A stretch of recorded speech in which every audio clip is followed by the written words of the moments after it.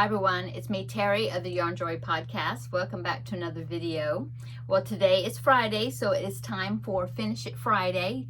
I think it's like Finish It Friday number 40 or something like that, I think. Anyway, it's in the description box, in the title below. So anyway, how's everybody doing today? I had a lot of errands to run this morning. I had to go to the bank. I had to go to the UPS store to ship something back, more stuff that didn't fit. And then I went to get groceries. I went to Walmart and got some groceries, and I got everything except for one thing, and that was why I went to Walmart to begin with, and I forgot. Anyway, I'll have to go back sometime this weekend. Probably will stop by. So yeah, I got all that done today, and now I'm ready to do Finish It Friday.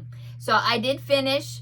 Last week I had drawn the paper that said animal squares. That's the animal square blanket I've been working on for quite a while now. And I had given myself a minimum goal and a maximum goal. The minimum goal was 1 animal square and 2 solids. And maximum was 2 animal squares and 4 solids, and that was going to just finish up my blanket except for sewing the squares together. Well, anyway, I got the 4 and the 2 and the 4 done, so that means all the squares are finished. Yay! And so let me go ahead and show you the squares that I just did this past week. Okay, so this is the first one I did. It's a bear. I used the book.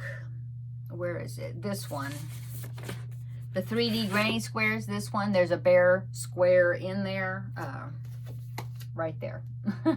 Okay. So I used the idea of this. I think I actually used the pattern to show me how to do the mouth. It looks wonky on the camera.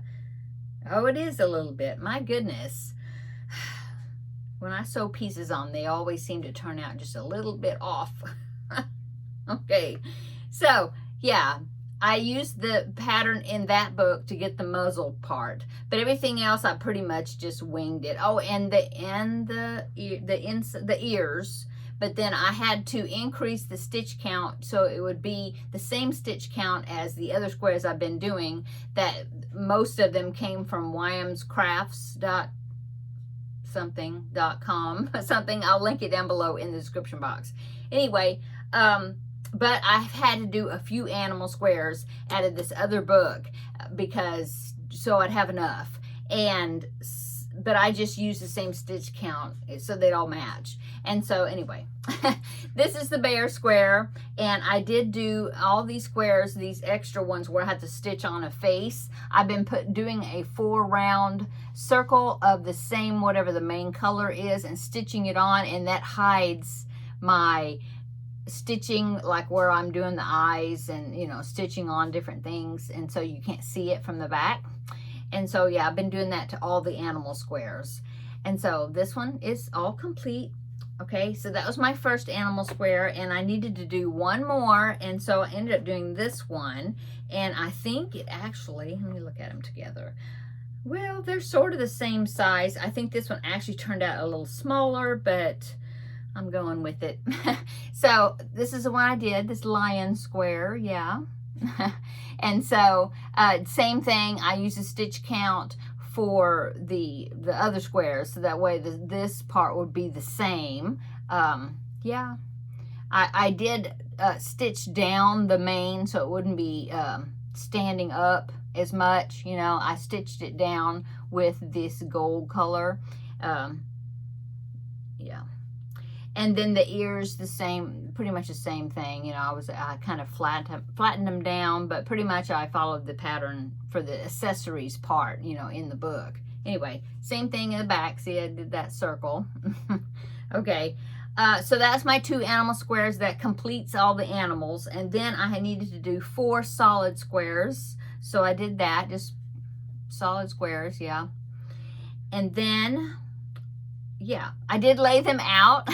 And so I arranged them how I want them and took a picture of them so that I know the order of the animals. So here is that picture right here. I have it on my dining room table, and so in fact, I had to stand up on my step, which is what you're sitting on right now, and kind of held the camera up to take a picture. And so the angle is probably not quite right, but you can see all the animals. So there is the squares. Yeah, so all complete. Now I just have to sew them together. I think I'm going to do the invisible join.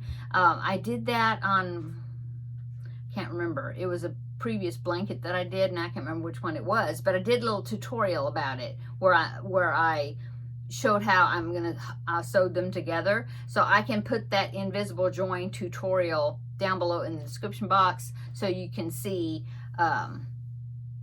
which one was it? It was something that I had to do panels, and so I ended up having to do, I know, it was that sea life blanket or under the sea blanket. Yeah, that's what it was. And I used the invisible join to put those squares together, and so I think I'm going to do that with this one as well. And so yeah, so the next time I draw animal squares, slip of paper out of my little container, I will be stitching the squares together.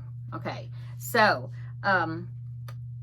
it's time to draw a new project. Now, I do want to say that I was in there a while ago looking at my whips. I've got some more sleeping whips that have kind of fell asleep that I haven't worked or finished. And so I did come up with some more slips of paper that I want to add into the Finish It Friday collection of projects. And so 2 of them are not actually crochet. So hope that's okay. But it's a way for me to get the project done. Okay, so the first one is that beaded cross stitch. I showed a picture of it. I did a little video on how that works when I did the review of the product. And so I do want, somebody had asked me how it was going, how it was coming along, and I haven't worked on it in weeks. I just haven't had a chance. And so I thought, well, I'm going to put a paper in there that says bead. And so I know that that is the beaded cross stitch. And so that way, that will, whenever I draw it, I will have a good week to get some work done on it, you know, each time. So yeah, I'm going to add that to the the container. Now, I'm not going to add them. I'm just going to pick out of the existing ones today. And then after I pick, then I will add those in there. But I did want to tell you which ones they were. Okay, the second one that's not technically crochet, it's a crochet, but I've finished with the crochet part, is the Maya bag. Maya. And so I wanted to put that one in there because all I need to do is line it and put the strap on it. And so I haven't done it. You know, it's just sitting here. So I'm going to put that in there so that way it would make me finish it. Okay, and then the other 2 are crochet. The first one is, I just wrote frog, and that is this frog right here, the one that I was going to do for somebody, and then they decided they didn't need it after all, so I don't have to do the magnets and all that in the hands. I'm just going to make it like the pattern, and you know, but I do want to finish it because it's cute. And so I thought, well, it's not pressing right now because now I need to work on those monkeys, which are more pressing. And so I thought I would do frog, and I would put it in my container for Finish It Friday because it has been kind of sleeping a little bit, taking a nap. Okay, and then the last one, I showed this a couple of weeks ago briefly. I barely started on it. I showed it to you. In fact, Kelly, a YouTube friend, she does have a channel, Crafting in Texas, and she's here locally. Anyway, she saw that video where I talked about it. She already made it and sent me a picture of it. And so I barely got the top part, barely made, and then that was it. I didn't work on it anymore because then I had the orders, you know, for the monkeys and the Pac-Man blanket that I wanted to finish. And so anyway, I thought I would go ahead and write mushroom. There's the mushroom house, and I'll show you a picture of it. I mean, the pattern, I have it printed out here. And so that's going to be going into the sleeping projects bucket. So that way I will work on it next time I draw it. Anyway, it's this right here. It's a free pattern by Lion Brand. See, isn't it cute? Little mushroom house. It's got a little door at the bottom. And so, yeah, I wanted to put that in the rotation, or, you know, in the pile, so then it will get me to work on it and not forget about it. Okay, so here's the 4 new ones. I won't put those in there, and I do have the animal square ones. I won't put that in there. Let me go ahead and just draw from the existing ones, the old ones, OGs, and then I will add these new ones in there. Okay, so go ahead and give it a shuffle, give it a scramble. Make sure I only just pick one, and we will see what this new one is going to be. Okay, I got one. Let's see what it is. It is, oh, I haven't worked on this in a long time. Okay, so it says C to C purple. So let me get that project and we'll talk about that. Okay, I found it. Oh my goodness, I haven't worked on this in a long time. So this is in a bag, one of my scrap bags that I made with scrap fabric strips. I have to look. Oh, okay, I had forgotten if I had put it together or what I did, so I'll have to see my plans for it, remind myself about it. But I did put the main one together. What it was is I had some Lion Brand ice cream yarn in the purple shades, and I only had just a limited amount of it, and I just wanted to do something with it. So I ended up doing half C to C squares, corner to corner squares, and then I decided I thought this color right here, which is some DK, Premier Basic DK. I thought this yellow color, which is Daffodil, I love that name, looked really good with the purple. And so I decided to finish the half corner to corner square with this one. And then I arranged them, because I used up the purples. And so I had a limited amount of squares. So I decided to arrange them in a pattern that made a pinwheel. And then I sewed them together with the invisible join, looks like. So this is what I've got right now, is this. And so what I decided to do, and I see that I've started this. Now I can't remember if that might be, I'm trying to remember. I think it's the around the bases, if I'm correct. I'll have to look in my book, but it's like a stitch sampler, and see, I did the first section. I think that's what that is, and I did the first section of it. That's what this one is. And so I've got a little more of this yellow, okay, and I think I may have more of that back up there. I think I do. And so I don't have any more of the purple, but I think maybe I've got some solid purple that might go with that. Oh, I do have a little bit of scraps in here. Yeah, I've got this. That's some more of the ice cream yarn. Yeah. And then I have some more variegated that I just picked out random, but I thought they looked like they might go together. This one that's got the yellow, And so I guess what I was going to do is use that, and then with the white also, and do the around the bases. And so I think what I was going to do is each time I would draw it, I would just do like the next section of that around the bases. If you're not familiar with that, what that was a crochet along way back. I don't even remember what year, but a long time ago. And I've done it several times. I didn't even do it when it was a crochet along. I just happened to find the pattern, and I thought, oh, that's cool, because I love stitch sampler patterns. And so it's where you start with a central square, no matter how big. You just have to make sure that the stitch count going all the way around it is like a multiple of a certain number. That's all you have to do. And so when I stitched this together, I went around it with white single crochet, making sure that I had how many, the certain number per side that I needed to make that stitch count right. And then you do these sections, and they were called around the bases because it's based like on baseball. And so each part is an inning, like in baseballs, but it's more than 9 innings. It's like 14. I actually did it one time all the way through. You might remember, because I have a big blanket, and I had viewers that were so sweet to help me out when I ran out of a certain particular yarn. It was like a Karen big cake or something. Anyway, I was able to finish it all the way to the end, but then I have done it before that. I had done it where I just, made it until it was as big as I wanted it, and then stopped. And so this one, I'm just picking out different innings to use, parts, until I get it to where it's probably going to be baby blanket size or something. But anyway, so that's what that is.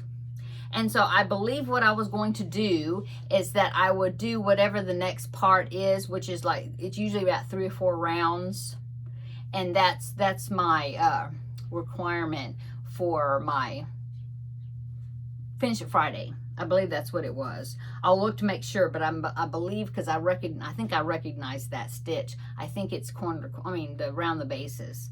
Anyway, so that's what I'm maybe working on this next week. I'm glad, because I have not worked on that in quite a while. Okay, so that is going to be going back in, because I'm not going to be finishing it, obviously.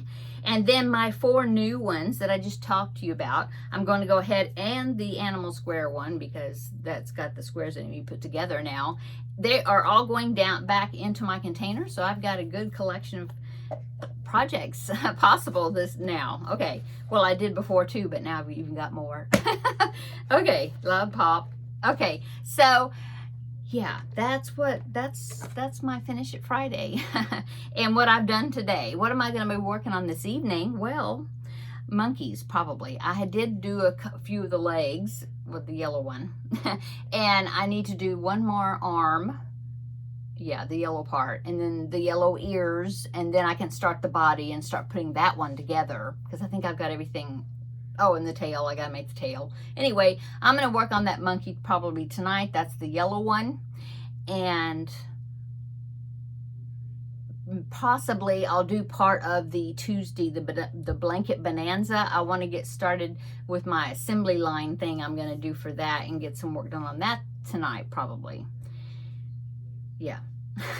Okay, I hope you're having a wonderful, or you had a wonderful week this week, and I hope that you're going to have an awesome weekend, Father's Day weekend. I think the guys, when I say the guys, that means my husband and my 2 sons are going to get together and do, and my grandbaby.